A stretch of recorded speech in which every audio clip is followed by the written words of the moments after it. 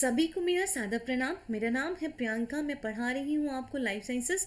स्वागत करती हूँ आप सभी का हमारे यूट्यूब चैनल गुणवंतरा शिक्षा का ग्रंथ में। तो देखिए, ऑलमोस्ट आपका बायोकेमिस्ट्री का और प्लांट फिजियोलॉजी का पोर्शन बिल्कुल कंप्लीट होता है। सेल बायोलॉजी आपको मैम पढ़ा चुके हैं। यूकेरियोट में जीन एक्सप्रेशन जो है वो, और जो मॉलिक्यूलर बायोलॉजी वाला पोर्शन है, आइदर वो जूलॉजी से है या फिर वो बॉटनी में है, दोनों आपको कवर हो चुके हैं। अभी मिनरल न्यूट्रिशन को पढ़ा के मैं इमीडिएटली आपको जूलॉजी सेक्शन पढ़ाना शुरू करूँगी। ठीक है, जिसमें मेन हम एनिमल फिजियोलॉजी, एनिमल डाइवर्सिटी पे बात करेंगे। ठीक है, तो मिनरल न्यूट्रिशन का जो है वो हम एमसीक्यूज के थ्रू पढ़ेंगे। अगर आप हमारे चैनल गुणमंत्रा पे हैं तो जो हमारा टेलीग्राम चैनल है, तो मैंने आपको पहले ही बता दिया होगा कि आपको जो है मिनरल न्यूट्रिशन पढ़ के रखना है ताकि आप क्वेश्चंस कर पाएँ।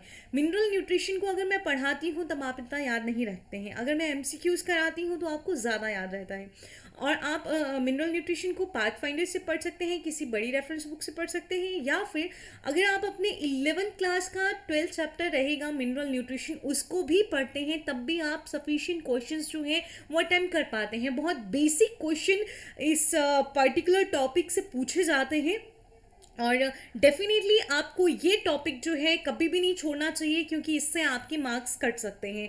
आप हमेशा इस टॉपिक को पूरा करके जाइए। जितने भी मैं क्वेश्चंस करवाऊंगी, कहीं ना कहीं रिलेट करता हुआ क्वेश्चन आपको उससे मिल जाएगा। ठीक है, तो ज़रूर आज एक पार्ट 1 है, एक पार्ट 2 आएगा। हाँ, आज आपको सिर्फ 15 क्वेश्चंस मैं प्रोवाइड करूंगी, जो कि बहुत बेसिक से शुरू होंगे। हम धीरे धीरे स्टेप बाय स्टेप आगे बढ़ेंगे, और नेक्स्ट सेशन में आपको मोर देन 20-25 और मे बी उससे भी ज़्यादा क्वेश्चंस देखने को मिले, और वो क्वेश्चन सफिशिएंट रहेंगे पर्टिकुलर इस टॉपिक पे।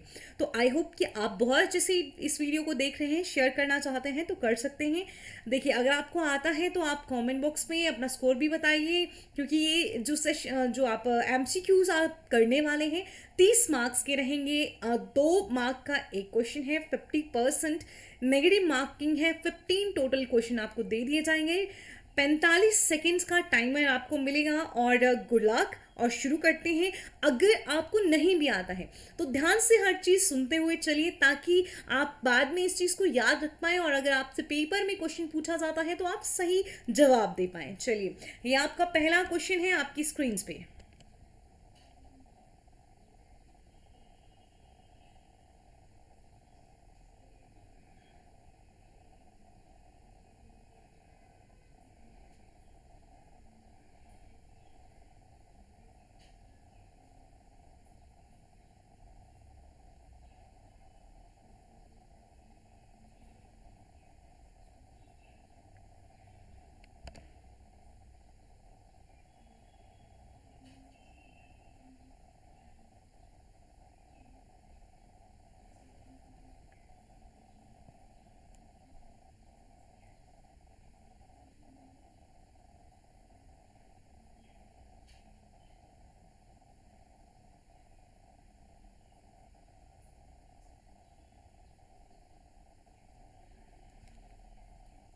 ओके, आपका टाइम खत्म होता है।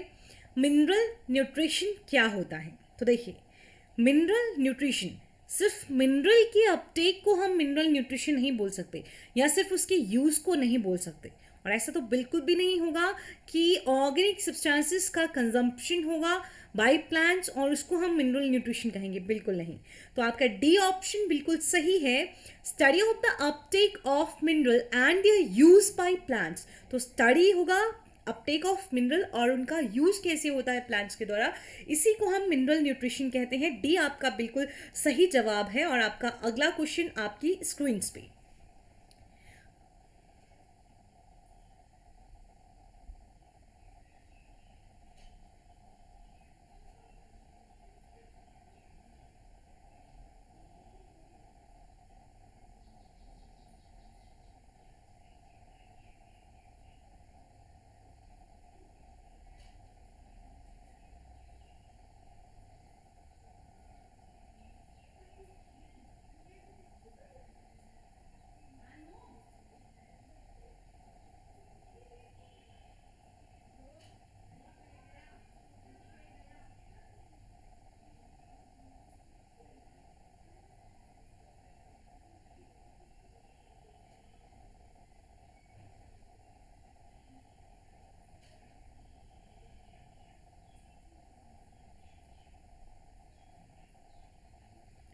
ओके, टाइम खत्म हो गया। देखिए, ये जो पर्टिकुलर क्वेश्चन था, इस क्वेश्चन में मैंने आपको असेंशियलिटी क्राइटेरिया पे क्वेश्चन रखा था, ठीक है, ताकि आपका ये डाउट भी क्लियर हो जाए।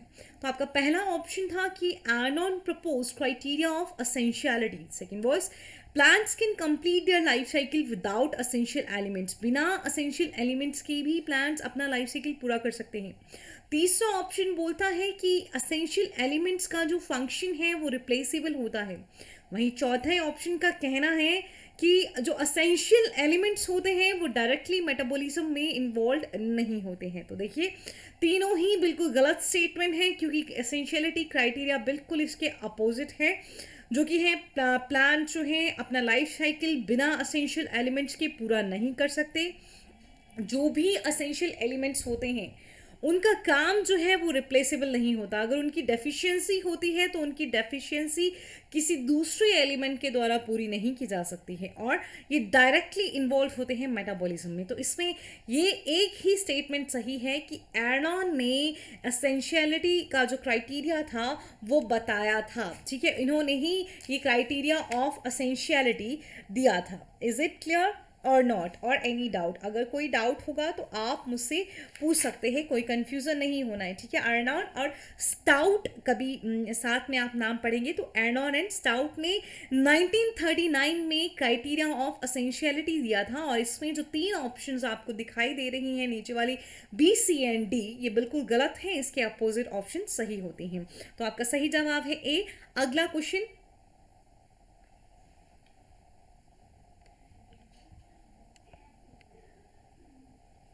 आई होप ये क्वेश्चन आपको बिल्कुल सही से आता हो और कोई भी कंफ्यूजन ना हो।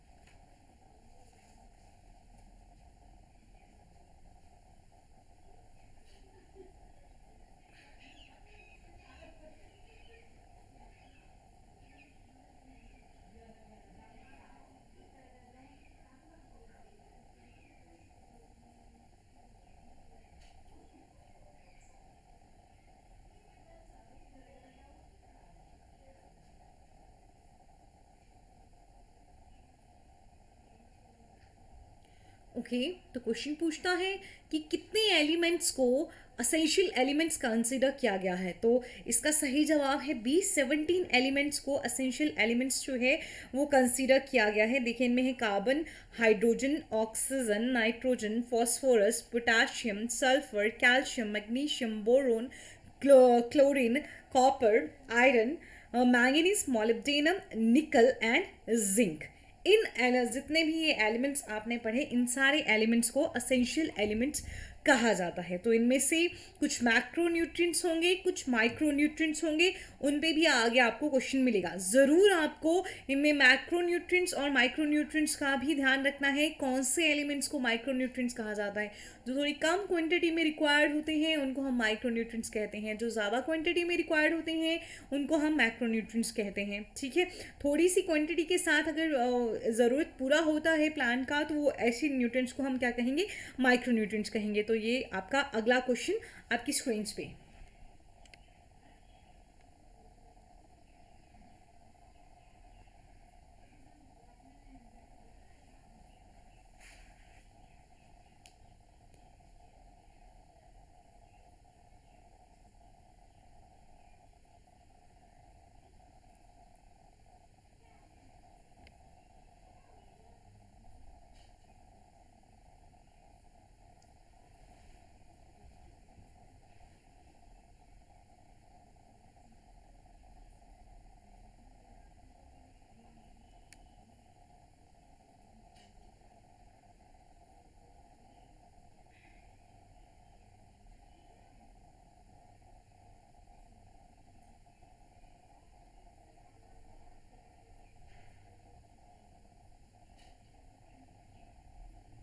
ओके, आपका टाइम खत्म हो गया है।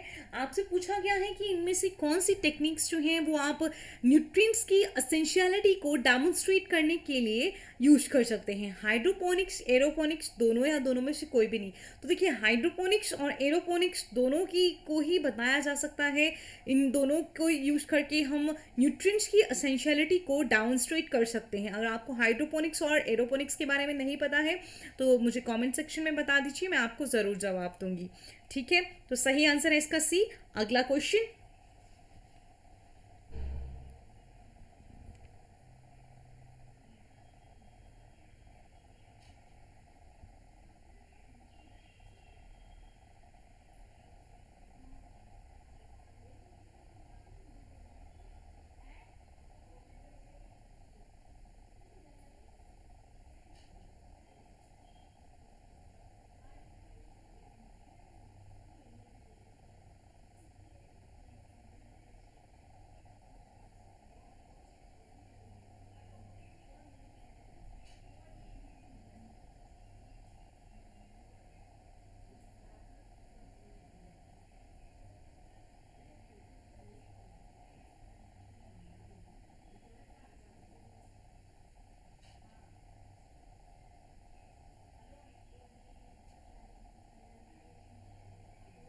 ओके, टाइम खत्म होता है।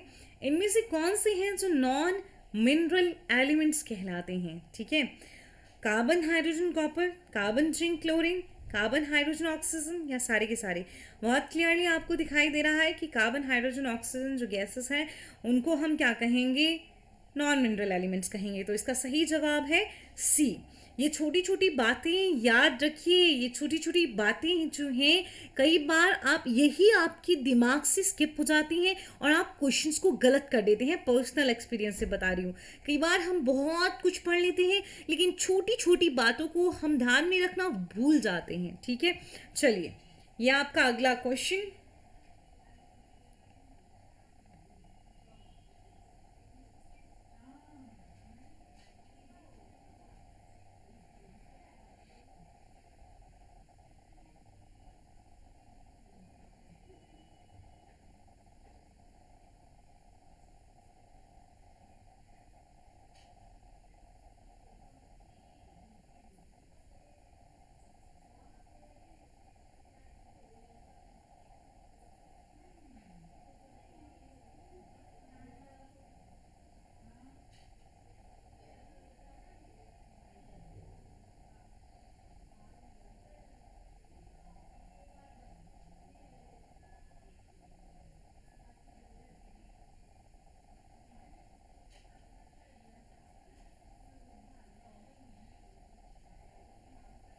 ओके, टाइम खत्म होता है। इनमें से आपको बताना था कि कौन से जो हैं वो रिप्रेजेंट करते हैं मैक्रोमोलिक्यूल्स को। तो देखिए, आई होप आपको कोई भी कंफ्यूजन नहीं होगा।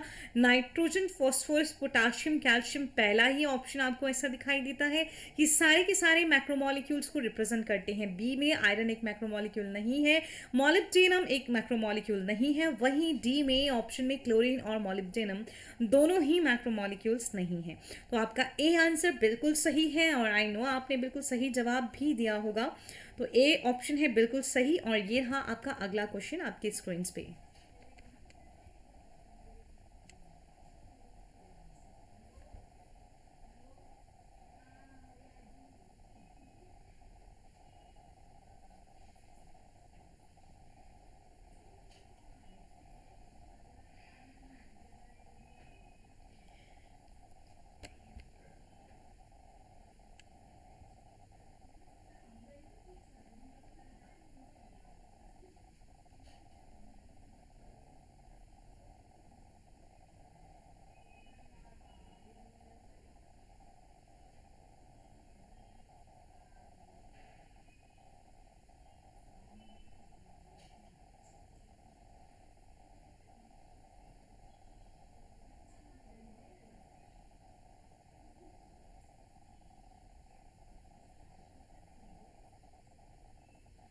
ओके, माइक्रो न्यूट्रिएंट्स जो हैं वो रिक्वायर्ड होते हैं 100 mg पर किलोग्राम, 100 मिलीग्राम ऑफ पर kilogram of dry matter.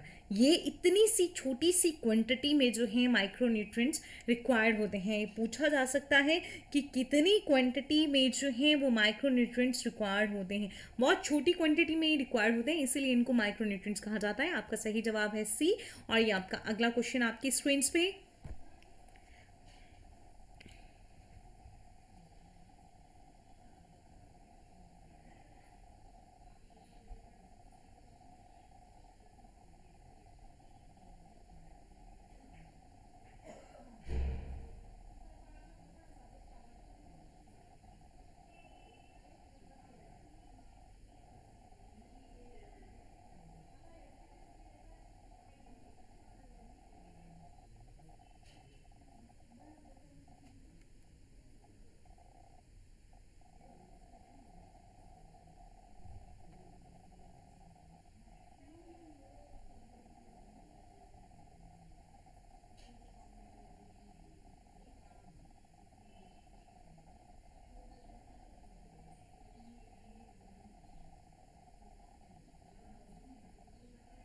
Okay, तो ऑर्गेनिक कार्बन कंपाउंड्स जो होते हैं प्लांट्स के, वो कौन फॉर्म करता है, किसके द्वारा जो है वो मेनली फॉर्म होते हैं। देखिए आपको बता दूं कि फर्दर भी असेंशियल एलिमेंट को क्लासिफाई किया गया है किसके हिसाब से, कि उनका बायोकेमिकल और फिजियोलॉजिकल फंक्शन क्या है। इस हिसाब से 4 बेसिक ग्रुप में इनको क्लासिफाई किया था मैंजल एंड किग्बे ने 1987 में, और ये पहला ग्रुप था। ये फर्स्ट ग्रुप था एसेंशियल एलिमेंट का, मतलब उन्होंने 4 ग्रुप में बांटा। पहले ग्रुप में उन्होंने बोला ऐसे एलिमेंट्स, ठीक है, जो कि क्या होते हैं, जो ऑर्गेनिक कंपाउंड्स को बनाते हैं किसके लिए, प्लांट के लिए, ठीक है।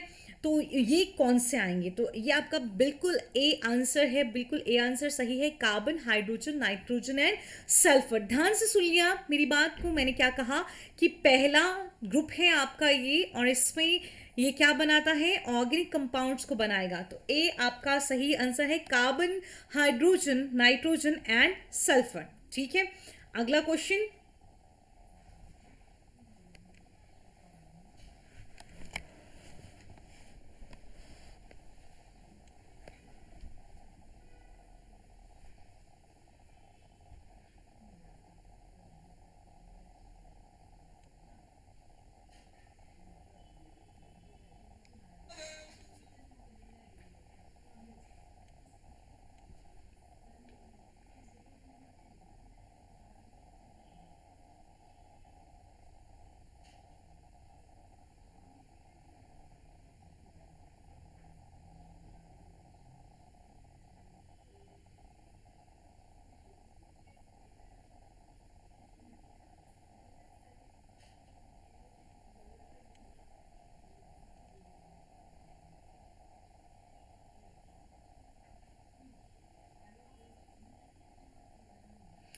ओके, जो दूसरा ग्रुप बताया गया था असेंशियल एलिमेंट का, वो इम्पॉर्टेंट था स्ट्रक्चरल इंटीग्रिटी के लिए और एनर्जी स्टोरेज के लिए।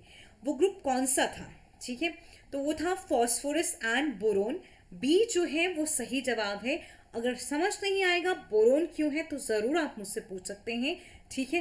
तो सही जवाब है आपका बी। और ये आपका नेक्स्ट क्वेश्चन आपकी स्क्रीन पे।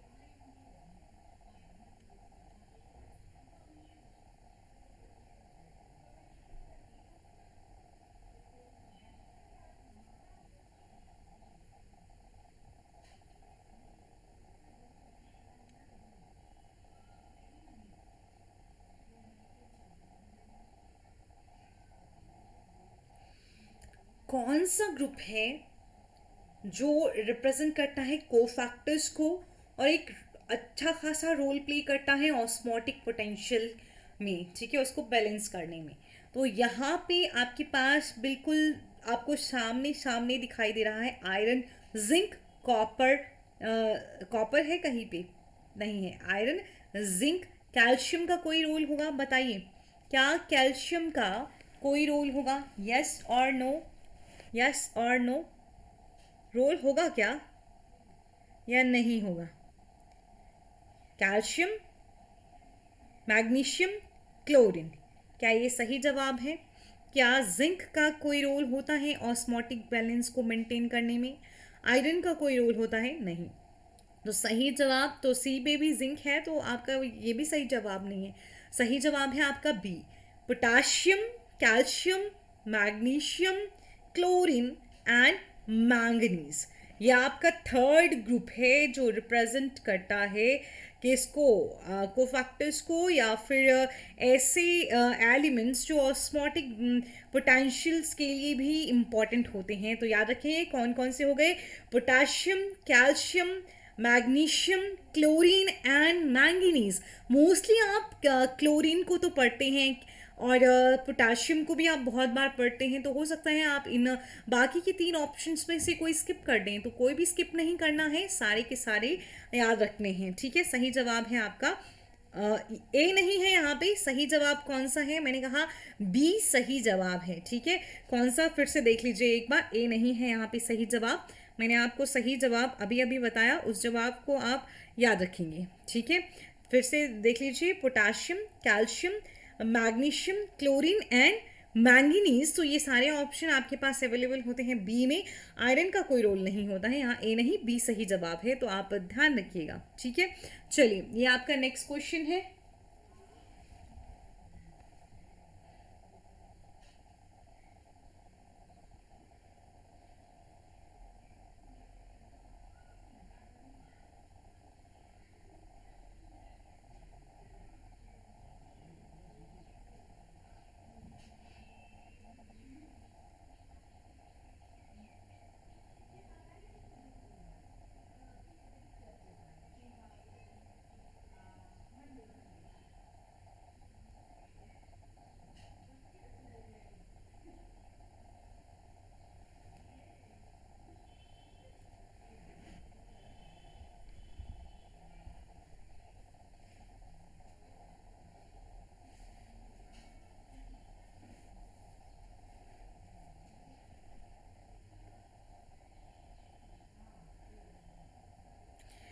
तो एक्यूट डेफिशिएंसी जो है वो क्या कहा जाता है?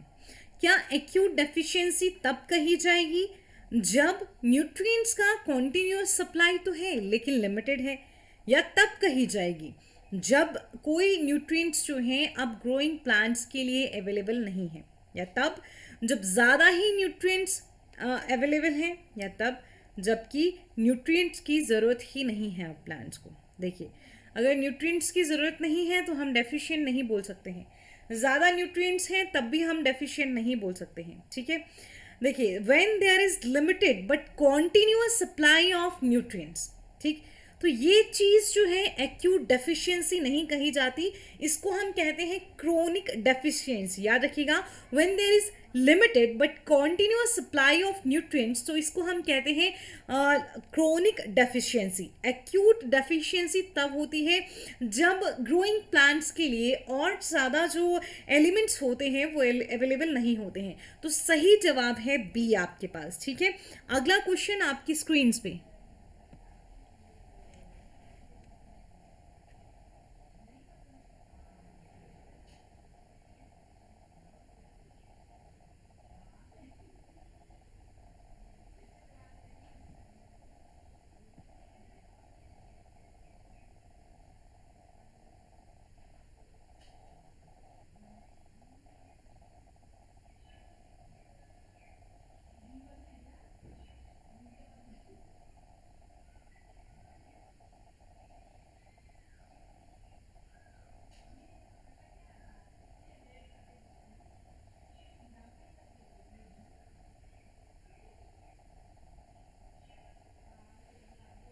देखिए, उनमें से कौन सा है जो इमोबाइल एलिमेंट है? तो याद रखेंगे कैल्शियम। जब भी ऑप्शन है तो कैल्शियम ही मेनली जो इमोबाइल है वो कैल्शियम ही है। कई बार सल्फर को भी इमोबाइल में रखा जाता है, लेकिन कैल्शियम जब भी ऑप्शन में है, only calcium is an immobile element. Calcium बिल्कुल सही जवाब है, ए सही आंसर है। और ये आपका next question.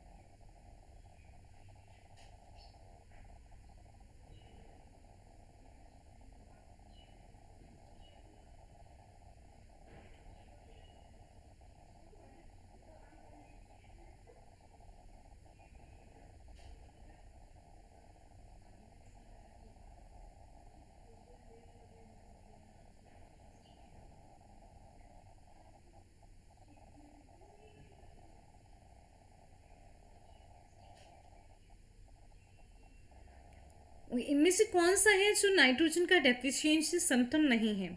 Chlorosis definitely nitrogen का सिम्टम होता है। स्टंटेड जो ग्रोथ होता है प्लांट का वो भी। लीव्स स्मॉलर होती हैं देन नॉर्मल जो होती हैं। अगर नॉर्मल लीव्स हैं, नाइट्रोजन का डेफिशिएंसी होता है तो स्मॉलर हो जाती हैं लीव्स। ये कुछ बहुत इंपॉर्टेंट सिम्टम्स होते हैं नाइट्रोजन के। लेकिन याद रखिएगा, सिम्टम्स जो है नाइट्रोजन का मेनली वो क्लोरोसिस इन ओल्डर लीव्स है, नॉट इन यंगर लीव्स। ठीक है, क्या है ये? Chlorosis in older leaves. तो यंगर लीव्स में जो क्लोरोसिस है ये एक सिम्टम नहीं होता है नाइट्रोजन का। तो सही आंसर है A, which one of the following is not. Okay, तो ये आपका नेक्स्ट क्वेश्चन आपकी स्क्रीन पे।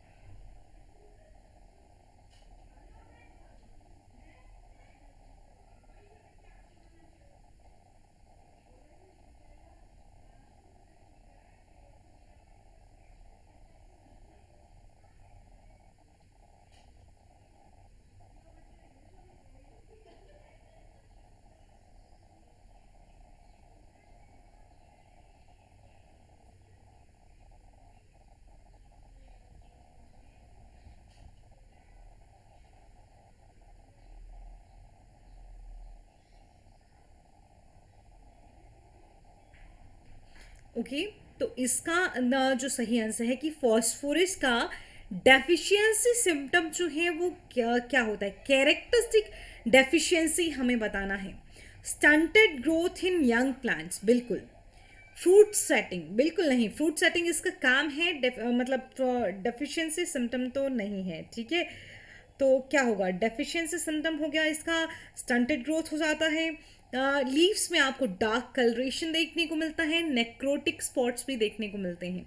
तो इसका सही जवाब आपके पास है क्या? ए। यहाँ पे फ्रूट नेक्रोटिक स्पॉट भी इसका है, जो इसका कैरेक्टरिस्टिक सिम्टम है।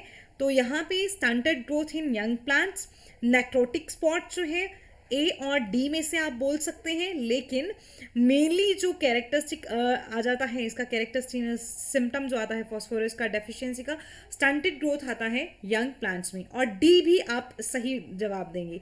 ए या डी दोनों में से ही इसका कोई भी डेफिशिएंसी सिम्टम्स जो है वो हो सकता है। दोनों ही इसके डेफिशिएंसी सिम्टम है, fruit setting at deficiency symptom नहीं है। तो देखिए, इसका सही आंसर सी नहीं है, ए और डी में से आप कोई भी बता सकते हैं। ठीक है, और ये आपका लास्ट क्वेश्चन आपकी स्क्रीन पे।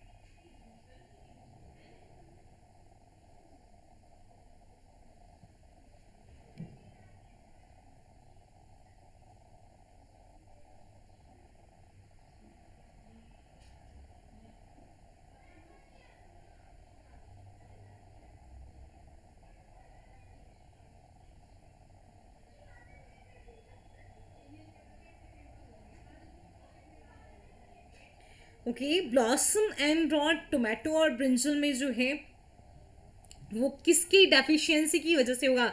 याद रखिएगा, ब्लॉसम एंड रॉड टोमेटो या ब्रिंजल दोनों में ही कैल्शियम की डेफिशिएंसी की वजह से होगा। ठीक है, तो क्या करना है आपको? आपको बिल्कुल भी देखिए, अगला सेशन जो है आपको बिल्कुल भी मिस नहीं करना है। हम बहुत सारे डेफिशिएंसी सिम्टम्स के क्वेश्चन लेके आएंगे, कोई ना कोई क्वेश्चन आपसे पूछ लिया जाएगा। आज के लिए इतना ही, और इसके साथ आप जानते हैं कि आप क्या काम कर सकते हैं, और सी आपका सही जवाब है। ठीक है, और आप जो एक और काम कर सकते हैं, अगर आपको चाहिए अनअकैडमी का सब्सक्रिप्शन, तो आपकी स्क्रीन्स पे आपको जो पेड कोर्सेज हैं उनका डिटेल दिखाई दे रहा है, और आप क्या यूज़ कर सकते हैं, रेफरल कोड यूज़ कर सकते हैं, और आपको रेफरल कोड यूज़ करना है नेहा। इससे क्या बेनिफिट है? आपको 10% ऑफ मिलेगा। तो चलिए स्मार्टली काम करिए, थोड़ा ऑफ भी लीजिए, लेकिन ऑफ के लिए आपको ज़रूर कोड यूज़ करना है नेहा, और जाके वहाँ पे नेहा तनीषा मैम को ज़रूर फॉलो कीजिए। उसके साथ ही